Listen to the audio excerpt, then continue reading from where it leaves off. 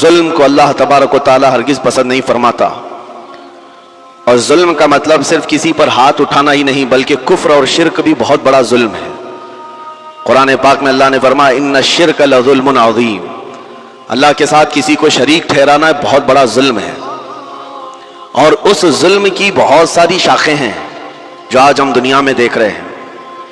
انسان کسی نہ کسی جگہ پر ظلم کرنے کا شکار ہو جاتا ہے، ظالم بن جاتا ہے۔ اور ظلم کی تعریف اگر دیکھیں عربی میں تو یوں کہا گیا وضع الشیء علی غیر محلہ، کسی چیز کو اس کی جگہ پر نہ رکھتے ہوئے، اس کی حیثیت کو اس کی حیثیت کی جگہ پر نہ رکھتے ہوئے دوسری جگہ پر رکھ دینا، یہ ظلم کہلاتا ہے۔ حقدار کو حق نہ دینا یہ ظلم ہے، یا اپنے حق سے زیادہ کسی سے چھین لینا یہ بھی ظلم ہے۔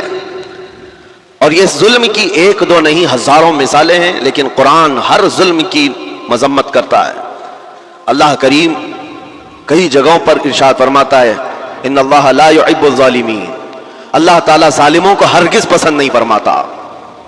میرے عزیزو، گناہ بھی ظلم ہے، جیسے کہ قرآن میں اللہ نے فرمایا وَلَوْ أَنَّهُمْ إِذْ ظَلَمُوا أَنفُسَهُمْ، جب لوگ اپنی جانوں پر ظلم کر لیں تو اے محبوب آپ کے دربار پہ آئیں۔ یہ جو آیت ہے ظلم کا مطلب کیا ہے؟ انسان جب گناہ کرتا ہے تو وہ اپنے آپ پر ظلم کرتا ہے۔ ظلم کی بہت ساری شاخیں ہیں، اور ظالموں کو اللہ پسند نہیں فرماتا، چاہے وہ اپنے اوپر ظلم کیا ہو یا کسی نہتے پر ظلم کیا ہو۔ آج دنیا میں جو حالات ہم دیکھ رہے ہیں، ظالموں کا ظلم عروج کو پہنچا ہوا ہے، اور قرآن پاک میں رب تعالیٰ نے ظالموں کی نشانیاں بھی بیان کی، ایسا نہیں کہ یہ پہلی مرتبہ ہوا ہے۔ اللہ تعالیٰ فرماتا ہے وَكَم مِّن قَرْيَةٍ أَهْلَكْنَاهَا، کتنی بستیاں ایسی ہیں جن کو ہم نے ہلاک کر دیا۔ رب تبارک و تعالیٰ نے ان کو ختم کر دیا کیونکہ وہ ظالم تھے۔ ظالموں کی بستیاں جو ہلاک ہوئی، قرآن پاک میں 3 مثالیں آپ کو بتاتا ہوں۔ ایک نوح علیہ السلام کی امت اور ان کی آبادی، دوسری حضرت لوط علیہ السلام کی قوم، تیسری حضرت صالح علیہ السلام کی قوم۔ یہ تینوں قومیں ایسی ہیں، گناہ میں تو تھی لیکن غرور بہت زیادہ تھا، گھمنڈ بہت زیادہ تھا۔ آج کے دور میں اگر کسی کے پاس پیٹروٹ میزائل ہیں اور بم بارود کی طاقت رکھتا ہے، نیوکلیئر پاور ہے، تو وہ یہ سمجھتا ہے مجھے کوئی شکست نہیں دے سکتا۔ یہ ہر دور میں ظالموں کا خواب رہا ہے، ہر دور میں ظالم اسی طرح کی فکر رکھتے ہیں۔ نوح علیہ السلام کی قوم بہت مضبوط قوم سمجھی جاتی تھی۔ اللہ تعالیٰ نے اپنے نبی کو جب حکم فرمایا کہ آپ ایک کشتی بنائیں بہت بڑی، تو وہ آپ کا مذاق اڑاتے تھے۔ یہاں دور دراز کہیں نہ ندی ہے، نہ نالا ہے، نہ سمندر ہے، کشتی کس میں چلاؤ گے؟ اللہ کے نبی کو پتا تھا کہ عذاب آنے والا ہے، اور اپنے ایمان والوں کو آپ ڈرا بھی رہے تھے، لیکن کفار و مشرکین غرور و تکبر میں ایسے تھے، یہاں تک کہ نوح علیہ السلام نے اپنے بیٹے کو بلا کر کہا جو کافر تھا، کہا میرے ساتھ آ جا، یا بنی ارکم معنا ولا تکن مع الکافرین، بیٹا ہمارے ساتھ آ جا، کافروں کے ساتھ مت جا۔ اس نے کیا کہا؟ قال سآوی الی الجبل یعصمنی من الماء، میں تو پہاڑ کی اونچی چوٹی پر چلا جاؤں گا، تمہارا پانی مجھے کچھ نہیں کر سکے گا۔ یہ اس وقت ظالموں کا خیال تھا، گمان تھا۔ پھر اللہ تعالیٰ قرآن پاک میں فرماتا ہے وَفَجَّرْنَا الْأَرْضَ عُيُونًا، ہم نے زمینوں کے سارے چشمے پھاڑ دیے، ہر جگہ سے پانی کے سوتے نکلے، اور پھر آسمان کے سارے دروازے کھول دیے فَفَتَحْنَا أَبْوَابَ السَّمَاءِ بِمَاءٍ مُنْهَمِرٍ، اللہ فرماتا ہے آسمان کے سارے دروازے پانی کے کھول دیے، آسمانوں سے پانی اور زمینوں سے پانی۔ فَالْتَقَى الْمَاءُ عَلَى أَمْرٍ قَدْ قُدِرَ، سورہ قمر کی آیتیں ہیں، رب تعالیٰ فرماتا ہے پانی اتنا بڑھ گیا کہ جو رب تبارک و تعالیٰ کی طے کی ہوئی معینہ نشانی تھی وہاں تک جا کر پانی مل گیا، روئے زمین پر کوئی باقی نہ رہا سوائے حضرت نوح علیہ السلام کی کشتی کے، کوئی نہیں باقی رہا۔ جب یہ پانی پھیل گیا، کیا پہاڑوں کی چوٹیاں، کیا محلوں کی اونچائیاں، سب غرق ہو گئے، اور وہ جبابرہ، وہ قوت کے بادشاہ جو کہتے تھے ہمارا کوئی کچھ نہیں بگاڑ سکے گا، سڑ گئے پانیوں میں۔ صرف پانی اللہ تعالیٰ بھیج دے تو انسان اسے روک نہیں سکتا، عذاب الہی کو کیسے روک سکے گا؟ دوسری گھمنڈی قوم، غرور میں مبتلا قوم تھی حضرت لوط علیہ السلام کی قوم، جو بدکاریوں میں ملوث تھے۔ اللہ کا جب عذاب آیا تو قرآن پاک میں رب تعالیٰ فرماتا ہے वअमतरना अलैहिम हिजारतम मिन सिज्जील, नोकेले पत्थरों की हमने उन पर बारिश की। फजअलना आलियहा साफिलहा, उनकी ऊंचाइयों को उठा करके नीचे पलट दिया गया। जमीन को फरिश्तों ने ऊपर तक उठाया और उसके बाद पलट दिया। ये पूरी बस्ती गर्क हो गई, खत्म हो गई। ये बस्ती भी वही थी जिसको हजरत लूत अलैहिस्सलाम बार बार तंबीह करते थे कि जुल्म से बचो, जुल्म से बचो। जुल्म अल्लाह के अजाब को दावत देता है, लेकिन वो मजाक उड़ाते थे। और जब हिलाक व बर्बाद हो गए, खत्म हो गए, उनकी निशानियां भी बाकी नहीं रही। वो पत्थरों की बारिशें कहां हुई थी वल्लाहु आलम। लेकिन मेरे अजीजों, हमने देखा है जहां ये कौम आबाद थी, उस इलाके को आज बताया जाता है वो जॉर्डन का इलाका था, बहरे मुर्दार, जहां पर आज वाकई है डेड सी। मैं खुद सफर पर देखा, जॉर्डन की एक सरजमीन पर गाड़ी चलती जा रही है और काले काले पत्थर, जहां तक नजर करो सिर्फ पत्थर ही पत्थर हैं, बहुत नोकीले। ऐसे पत्थर मैंने दुनिया में दूसरी जगहों पर नहीं देखा। आज भी उसी तरह से बाकी तकरीबन 100 किलोमीटर 150 किलोमीटर तक सिर्फ पत्थर ही है। बीच में सिर्फ एक रोड जाता है, उसके बाद ना कोई दरख्त दिखता है, ना कोई इमारत है, ना कोई पहाड़ है, सिर्फ पत्थर, पत्थरों का सहरा है। आज की इस सदी में देख करके उन पत्थरों को हैबत तारी हो जाती है। जिस वक्त वो बरसे होंगे उनकी हालत क्या होगी। और मैं ये नहीं कहता बिज़्ज़त कि ये वही पत्थर हैं जो बरसे थे, वल्लाहु आलम। लेकिन मेरे अजीजों, निशानियां आज भी अज़ाब इलाही की मौजूद हैं। तीसरी कौम थी कौम शुआइब और कौम सालेह अलैहिस्सलाम। ये दोनों कौमों के बारे में जिक्र करता हूं। हजरत शुआइब अलैहिस्सलाम की कौम सिर्फ नाप तोल में कमी करती और कुफ्र शिर्क भी करते। शुआइब अलैहिस्सलाम उनको रोकते तो वो उनका भी मजाक उड़ाते। और जब अज़ाब इलाही के आने की बात किया तो जानते हैं क्या कहा उन्होंने? ये वो कौम थी जो पत्थरों को तराश करके घर बना लेते थे। यानी पूरे के पूरे पहाड़ को, पत्थरों का जो पहाड़ होता है उसको तराशते थे। और एक आदमी का एक घर एक पहाड़। आज के दौर में सारी बिल्डोजर मिल करके नहीं कर पाए, मशीनें मिलकर ना कर पाए। वो उस वक्त के लोग भारी भरकम थे, जसामत वाले थे, ताकत वाले थे। जब वो अपने रहने के लिए एक पहाड़ को तराश सकते थे, 4000 साल पहले की बात कर रहा हूं, उस वक्त मेरे ख्याल से वो अपने जमाने के सबसे बड़े मॉडर्न लोग या तरक्की याफ्ता लोग कहलाते होंगे, सबसे ज्यादा तरक्की याफ्ता कहलाते होंगे। जैसे आज लोगों को लगता है रशिया और अमेरिका बहुत पहुंचे हुए हैं टेक्नोलॉजी में, उस दौर के वो लोग सबसे बड़ी ताकत के रखने वाले थे। जब हजरत शुआइब अलैहिस्सलाम ने उनको अल्लाह के अजाब से डराया तो क्या कहते थे? अजाब वही ना जो नूह अलैहिस्सलाम की कौम में आया था, बारिश आ गई थी, जमीन से पानी निकल गया था तो पानी बहुत हो गया था। या फिर वो जो लूत अलैहिस्सलाम की कौम पर आया, पत्थरों की बारिश, या फिर हवाओं का अजाब। अगर ये तीनों भी आए तब भी हमारे इन पहाड़ों के घरों को नुकसान नहीं कर सकेंगे। उनका इतना गुरूर था। अगर पानी भी आ जाए समंदरों का, या हवा भी तेज चले, या पत्थरों की बारिश हो, हम तो बहुत महफूज किलों में हैं। अंदाजा करो मेरे अजीजों, 3000 4000 साल के बाद आज तक मदाइन सालेह और अल औला सिटी नाम से सऊदी में मौजूद है, अभी तक वो घर मौजूद हैं। तो उस जमाने में कितने मजबूत रहे होंगे पता नहीं। 3000 सालों में कितने तूफान आए, कितने सैलाब आए, लेकिन अभी तक वो पहाड़ों के घर मौजूद हैं। तो उस जमाने में कितने ताकतवर होंगे। उनका नशा आसमान पर था, गुरूर चढ़ करके बोल रहा था। कहते थे कि अगर उस तरह के अजाबात आ भी गए तो हमारा कुछ नुकसान नहीं होगा। कौन सा? नूह अलैहिस्सलाम की कौम का अजाब आ जाए, लूत अलैहिस्सलाम की कौम का अजाब आ जाए, या फिर शुआइब अलैहिस्सलाम की कौम का अजाब आ जाए। ये सालेह अलैहिस्सलाम की कौम की बात कर रहा हूं। तो फिर हुआ क्या? अल्लाह के नबियों ने उन्हें डराया अल्लाह के अजाब से। बाज आ जाओ, अल्लाह वहदहु ला शरीक की तरफ झुक जाओ। वह अकड़ थी, गुरूर था कि नबियों का मजाक करते। फिर हुआ क्या? कुरान कहता है सिर्फ एक फरिश्ते को अल्लाह ताला ने जमीन पर उतारा, एक फरिश्ते को उतारा, और उसके बाद उस फरिश्ते ने एक चिंगार लगाई, एक आवाज की, एक आवाज। सिर्फ फरिश्ते की एक आवाज ऐसी थी कि जितने अपने मजबूत किलों में घरों में मौजूद थे, इस आवाज की हैबत से उनका भेजा कानों से बाहर निकल आया था।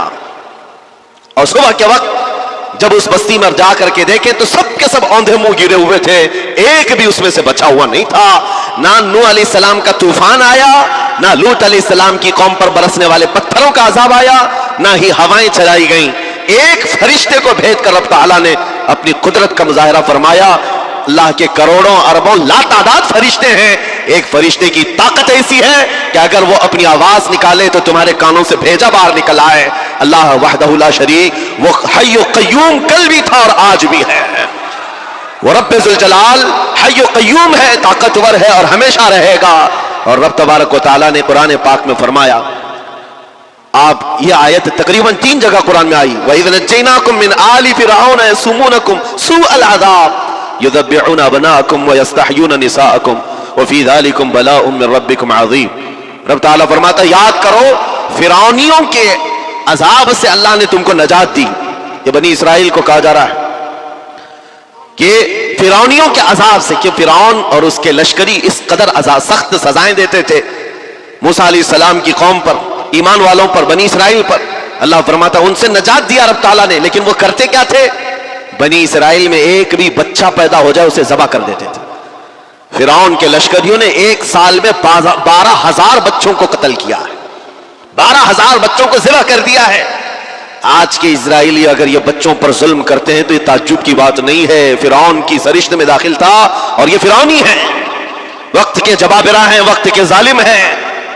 12,000 بچوں کو قتل کر دیا تھا فرعون اور اس کے لشکریوں نے، اور عورتوں کو زندہ چھوڑ دیتے تھے. قرآن میں اللہ تعالیٰ نے فرمایا 3 جگہ آئی آیت، لیکن اس کے ساتھ رب تعالیٰ یہ بھی فرماتا ہے یہ سخت ترین سزائیں دیتے تھے فرعونی، اللہ نے ان سے تم کو نجات دیا.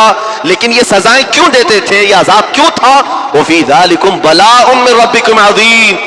یہ ہے فرمان اللہ کا. یہاں میں یہ ٹکڑا اگر بیان کر دوں تو آج آپ کے دلوں کے اندر ایک یقین پیدا ہو جائے گا. آج کے حالات کے مطابق فرعونیوں کا اس قدر سخت عذاب کیوں تھا؟ رب تعالیٰ فرماتا ہے اے مومنو، ان تمام معاملات میں اللہ کی طرف سے تمہارے لیے بڑا امتحان تھا. یہ امتحان تھا اور وہ امتحان آج بھی ہے اور ہر زمانے میں رہے گا. ستیزہ کار رہا ہے ازل سے تا امروز، شرار ابو لہبی سے چراغ مصطفی. ہر زمانے میں حق و باطل کے معرکے ہوتے رہیں گے. لہٰذا آج کے دور میں یہ سب حالات جو پیدا ہوئے، مسلمانوں کو، مومنین کو ذرا برابر بھی نروس ہونے کی ضرورت نہیں. تم جس دین سے وابستہ ہو، اس دین کی حفاظت کا ذمہ اللہ نے اپنے ذمے لیا ہے. یریدون لیطفئوا نور اللہ بافواہہم. قرآن میں اللہ فرماتا ہے کفار و مشرکین اپنے منہ کے پھونکوں سے اللہ کے اس چراغ کو بجھانا چاہتے ہیں، اللہ اپنے اس چراغ کو مکمل کر کے رہے گا. یہ اسلام نور الہی ہے، اللہ کا نور ہے اور اس کو صبح قیامت تک رہنا ہے. اور ہم جیسے اور بھی آئیں گے اس زمین پر اور آئیں گے جاتے رہیں گے. یہ آبادیاں ہیں، بدلتی رہیں گی، خدائی قانون ہے، لیکن اسلام نہ کل بدلا تھا، نہ آج، نہ قیامت تک بدلے گا. ہم سب کا امتحان ہے میرے عزیزو، ہم سب کا امتحان ہے. لیکن ان حالات میں مومنین کو کرنا کیا چاہیے؟ انہیں اپنے ایمان کو مضبوط کرنا چاہیے. کبھی کسی کے اڑتے ہوئے چھیتڑے اور ٹکڑے دیکھ کر تمہیں مایوس ہونے کی ضرورت نہیں. اب ہمارا مستقبل کیا ہوگا؟ اب میرے عزیزو، آج جو حالات ہیں یہ حالات کربلا سے زیادہ سخت تو نہیں ہیں. آج فلسطینیوں کو ہم نے دیکھا 6 ماہ کے، سال بھر کے بچوں کو سینے سے لگا کر کفن لپیٹ رہے ہیں. ان ماؤں کی کیا کیفیت ہوتی ہوگی؟ کبھی کبھار چھوٹی سی کلپ میں دیکھ کر کے آنکھوں سے آنسو بہ پڑتے ہیں. انہوں نے اپنے ہاتھوں سے نہ جانے کتنے بچوں کو ایک دن میں دفن کر دیا. 80 میتوں کو ایک قبر میں ڈال دیا کرتے ہیں. ان فلسطینیوں کو لاکھوں سلام، ان کے جذبات کو اور ان کی استقامت کو. ہم تو دعا یہی کرتے ہیں ان فلسطینی مسلمانوں کے برابر پوری دنیا کے مسلمان نہیں ہو سکتے. ہم تو ایک ناشتے پر صبر نہیں کر پاتے، وہ اپنے 10 بچوں اور خاندان والوں کے کٹے ہوئے چھیتروں پر بھی کہتے ہیں اللہ ہمارے ساتھ ہے. ساری مصیبتیں دیکھ کر کے بھی وہ کہتے ہیں اللہ ہمارے ساتھ ہے. ان کے گھر اڑا دیے گئے، تباہ کر دیے گئے، راکھ میں بدل دیے گئے. اور نیوز نے اینکر، یہ دجالی میڈیا وہاں جا کر کے ان کے زخموں کو کھرید کر کے پوچھتا ہے تمہارا مال کیسے آئے گا، تمہارا گھر کیسے چلا گیا. لیکن ان حالات میں بھی وہ مسکرا کر کہتے ہیں اللہ نے دیا تھا، پھر اللہ ہے اور اللہ دے گا. ان کے ایمان کے برابر ہم نہیں ہو سکتے. لیکن میرے عزیزو، پوری دنیا کے مسلمانوں میں اس مسئلے نے آج ایک اتحاد کی فضا قائم کی ہے. اگر ہمارے درمیان آج بھی اتحاد نہیں ہو سکتا تو پھر میرے عزیزو، شاعر نے سچ کہا تھا جگہ جگہ کے تھک چکے ہیں تمہیں یہ ہنگامے، نشاط لذت خواب گرام بدل ڈالو. غلط روی سے منازل کا بعد بڑھتا ہے، مسافر و روش کارواں بدل ڈالو. آج کے حالات تمہیں اگر نہیں بدلنے پر مجبور کیے تو پھر بتاؤ کون سے حالات تمہیں بدلیں گے، کب تم بدلو گے؟ لیکن ان حالات پر آج بعض لوگوں نے یہ کہنا شروع کیا. میں نے چند دنوں پہلے ایک آیت پڑھی تھی، ایک بیان میں کہا تھا اللہ قرآن میں فرماتا ہے هو الذی ارسل رسولہ بالہدی ودین الحق لیظہرہ علی الدین کلہ. وہ اللہ ہے جس نے حق دین کے ساتھ اپنے رسول کو بھیجا ہے اور ہدایت کے ساتھ اپنے رسول کو بھیجا ہے. کیوں بھیجا ہے؟ لیظہرہ علی الدین کلہ، تاکہ وہ رسول پوری دنیا پر یہ دین غالب کرے. یہ دین غالب آئے گا. تو بعض مجھ سے کہنے لگے مولانا سٹیج پر بیٹھ کر چلاتے ہو، کئی کرسیوں پر بیٹھ کر کہتے ہو کہ تمہارا دین غالب آئے گا، تمہارا دین تو آج ٹکڑے ٹکڑے کیا جا رہا ہے، کوئی کچھ نہیں کر پاتا. ان ظالموں کو میں یہ کہتا ہوں، ان کو یہ میں کہتا ہوں، ان تمام حالات سے تم ہرگز یہ مت سمجھنا کہ دین غالب آئے گا. چاند پر بھی گہن لگتا ہے لیکن جب گہن چھٹتا ہے تو چاند پورے آب و تاب کے ساتھ چمکتا ہے. آج اگر امت مصطفیٰ پر گہن لگا ہے تو میں اپنے ان تمام نوجوانوں سے جو ابھی ان فوان شباب میں داخل ہوئے ہیں، ابھی یہ دنیا کو دیکھنے کے قابل بنے ہیں، میں ان سے کہتا ہوں ان آندھیوں سے، ان طوفانوں سے گھبرا کر کے نہ تمہیں دین بدلنے کی ضرورت ہے نہ تمہیں اپنا مسلک و مذہب بدلنے کی ضرورت ہے، بلکہ میں یہ کہتا ہوں نہ گھبراؤ مسلمانوں، ابھی خدا کی شان باقی ہے، ابھی اسلام زندہ ہے، قرآن باقی ہے. یہ ظالم کافر کیا سمجھتے ہیں جو روز ہم سے الجھتے ہیں؟ ابھی کربلا کا آخری میدان باقی ہے، ابھی تو کربلا کا آخری میدان باقی ہے. عزیزان گرامی وقار، میرے نبی کریم صلی اللہ تعالی علیہ وسلم نے جو فرمایا وہ ہو کر رہے گا، وہ ہو کر رہے گا. میرے آقا صلی اللہ تعالی علیہ وسلم کا فرمان عالی شان میں سناتا ہوں. حضور فرماتے ہیں لا تزال عصابۃ من امتی یقاتلون علی ابواب دمشق وما حولها وعلى ابواب بیت المقدس لا يضرهم خذلان من خذلهم ظاهرين على الحق الى ان تقوم الساعة او كما قال رسول الله صلی اللہ علیہ وسلم. میرے آقا فرماتے ہیں قیامت تک میری امت میں سے ایک جماعت ایسی ہوگی جو بیت المقدس کے ارد گرد حق کے لیے لڑ رہی ہوگی. حضور نے فرمایا قیامت تک لڑتی رہے گی، لیکن ساتھ میں ان کے لیے میرے آقا نے فرمایا پوری دنیا کے برا چاہنے سے ان کا کچھ نہیں بگڑے گا. اس کا مطلب کیا ہے؟ اگر آپ ہم سے پوچھتے ہیں کچھ نہیں بگڑے گا، حضور نے فرمایا کچھ نہیں بگڑے گا، لیکن ہم تو دیکھ رہے ہیں ان کے گھر تباہ ہو گئے، بچے مر گئے، چھوٹے بچوں کے سروں سے باپ کا سایہ نکل گیا، کسی کے سامنے اس کی ماں کی تڑپتی ہوئی لاش ہے، اور حدیث میں کہا جا رہا ہے ان کا کچھ نہیں بگڑے گا. سب تو بگڑ گیا، مال بھی گیا، دکان بھی گئی، تجارت بھی گیا، گھر بھی گئے، اولاد بھی، رشتہ دار بھی، اور حدیث میں کہا جا رہا ہے کچھ نہیں بگڑے گا. میرے عزیزو یاد رکھو میرے آقا کا فرمان حق ہے. کچھ نہیں بگڑے گا کا مطلب کیا ہے؟ یہ تمام اسباب جانے کا مطلب یہ نہیں کہ بگڑ گیا، بگڑا تو اس کا ہے جس کا ایمان بگڑ گیا. ایمان جس کا گیا اس کا سب بگڑ گیا. اور ہم نے ان بچوں کو دیکھا ہے آج، ارے رات کو سوتے ہیں تو انہیں پتہ نہیں ہوتا صبح ہوگی بھی کہ نہیں ہوگی، لیکن اس کے باوجود ایک دل دہلا دینے والی بات میں بتاتا ہوں. مصر کی سرزمین سے لوگ پانی کے بوتلیں اور ڈبے اٹھا کر کے بارڈر پر جا رہے ہیں، لیکن فلسطین غزہ کے وہ مسلمان کہتے ہیں اپنا پانی تم رکھو، اللہ کریم ہمارے لیے کہیں سے اپنی ہی زمین سے پانی عطا کرے گا. ان کو لوگ کہہ رہے ہیں کہ آپ نہیں دیکھ رہے وقت کا بڑا فرعون روز الٹیمیٹم دیتا ہے 24 گھنٹے میں علاقہ خالی کرو، نکل جاؤ، گھر خالی کرو. کیسا ایمان ہے تمہارا کہ آنے والی بڑی بڑی میزائلوں کا اپنے سینے سے مقابلہ کرتے ہیں اور کہتے ہیں کل سے ہم یہی تھے، آج بھی یہی ہیں اور یہی رہیں گے اور اسی مٹی میں دفن ہو جائیں گے. یہ جو استقامت ہے اسی کو میرے آقا نے فرمایا دنیا ان کا کچھ نہیں بگاڑ سکے گی. ایمان اگر مضبوط ہے تو کچھ نہیں بگڑا ہے. ارے 6 سال کی بچی، 6 سال کی بچیاں، ٹرینڈ چلا ہوا ہے ان کے محلوں میں، ٹرینڈ چلا ہوا ہے، اپنے اپنے ہاتھوں میں مہندی سے اپنا نام لکھ رہی ہیں ہنسی خوشی. پوچھا ان سے کہ نام لکھنے کا ٹرینڈ کیوں چلا ہے ابھی جنگ کے حالات میں مہندی سے؟ کہتی ہے کل کو اگر ہم اڑ گئے، چہرہ نہیں ملا، جسم نہیں ملا، ہاتھ اگر بچا ہوا ہو تو نام دیکھ کر ہمارے ماں باپ پہچان تو سکے. شہادت کا یہ جذبہ، شہادت کا یہ جذبہ 6 سال کے بچوں میں اگر آیا ہے یقیناً ان کے سینوں میں ایمان موجود ہے، ایمان موجود ہے. میرے عزیزو ذرا اپنے حالات پر ذرا توجہ کرو. مولا کریم نے ہمیں کس چیز کی کمی دی ہے؟ کون سی چیز کم آئی ہمارے گھر میں؟ ہم تو مرغن غذائیں روز کھاتے ہیں. آج ہمارے پاس ساری نعمتیں اللہ نے دی ہیں، ہم عیاشیوں کے اڈوں پر پوری رات گزارتے ہیں.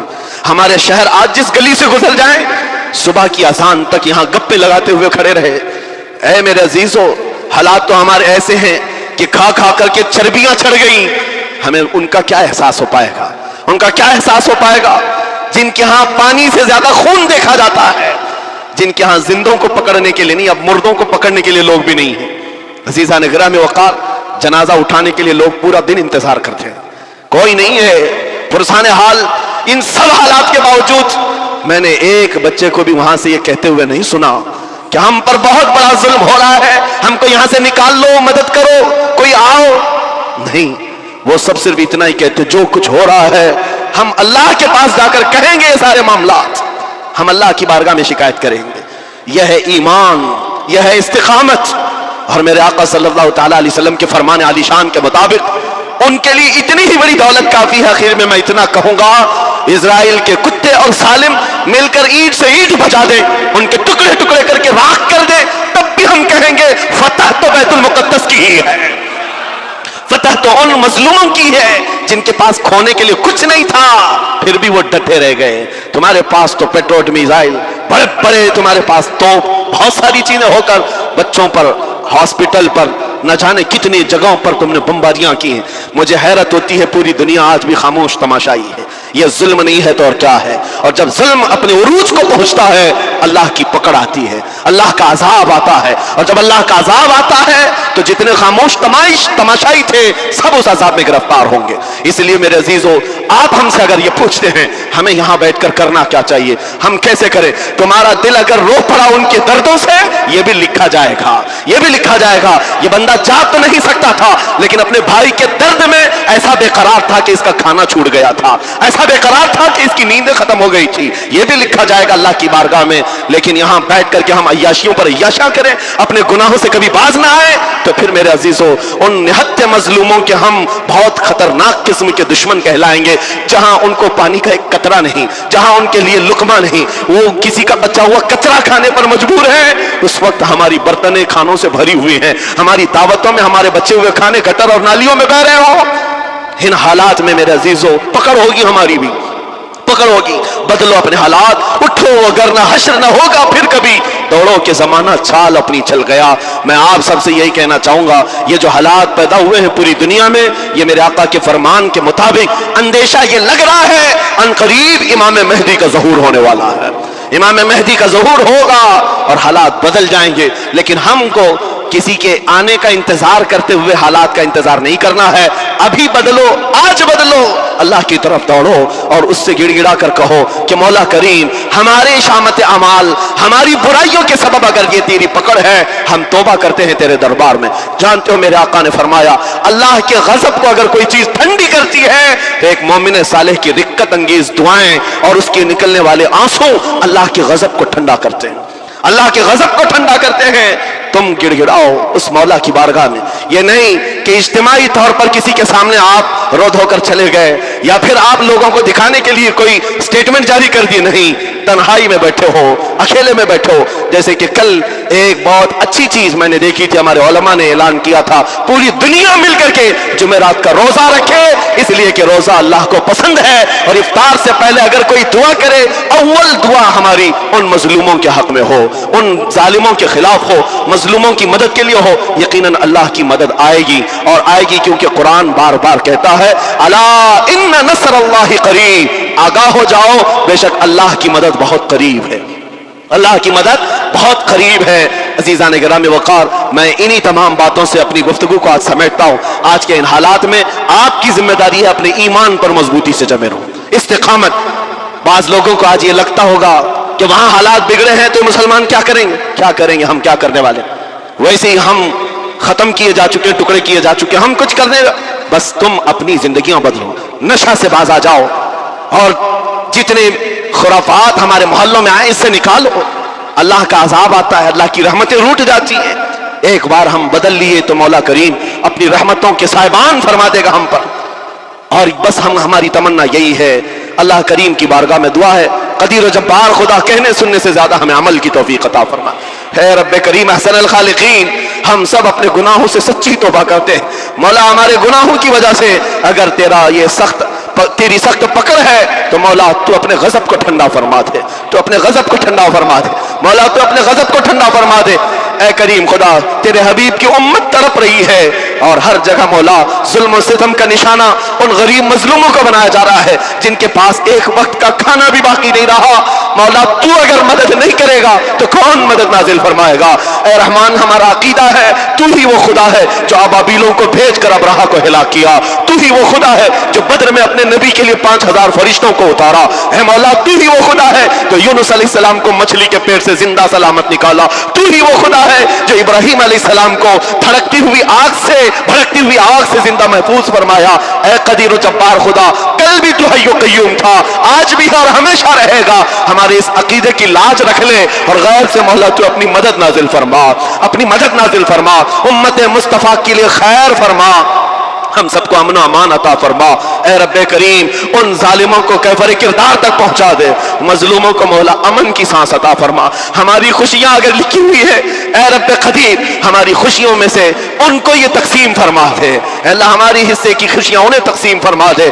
ऐ रब्बे करीम, हमारे अमन और सुकून को उनके दरमियान तकसीम फरमा दे। अल्लाह, उन बिलकती हुई माओं की आवाजें हमारी नींदें उड़ा चुकी हैं। मौला, उन बच्चों के जख्मी चेहरे मौला बार बार हमारी आंखों को तरसाते हैं। मौला, कब तक ये तेरी आजमाइश होगी, कब तक ये इम्तिहान होगा। ऐ कदीर जब्बार खुदा, तुझे तेरे हबीब की नालैन का वास्ता उन सबको जुल्म सितम से आजाद फरमा दे। ऐ अल्लाह, जुल्म सितम से आजाद फरमा, अमन व अमान अता फरमा, खैर सलामती अता फरमा। हमारे इस मुल्क अजीज हिंदुस्तान को अमन व अमान का गहवारा बना दे। अल्लाह, हम सबको मोहब्बत व आशिकी का पैगाम और उल्फत व मोहब्बत के साथ जीने की तौफीक अता फरमा। मौला, हमारी दुआओं को हुजूर के सदक़े कबूल फरमा। व सल्लल्लाहु तआला अला खैर खल्क़ी मुहम्मद व आलिहि व अस्हाबिहि अजमाईन व आखिरु दावाना अनिल हम्दुलिल्लाह।